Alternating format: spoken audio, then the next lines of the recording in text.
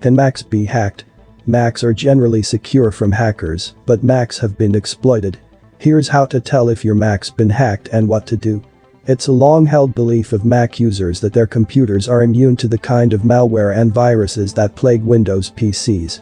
While there is some credibility in this idea, we shouldn't get overconfident when it comes to Mac security, as there are exploits that criminals can use to hack your Mac and leave it like a wide open door through which they can steal your data or worse. Can Macs get hacked? Apple is usually quick to fix their vulnerabilities, but there have been cases where Apple has been criticized for being slow to respond to the threat once it's been identified. For example, in 2019 researcher Filippo Cavallarin found a Gatekeeper vulnerability which he alerted Apple to. Having had no response from Apple within 90 days, he went public with details of the vulnerability. Back in 2018, the news was filled with stories about the Meltdown inspector flaws that attacked vulnerabilities in Intel and ARM processors.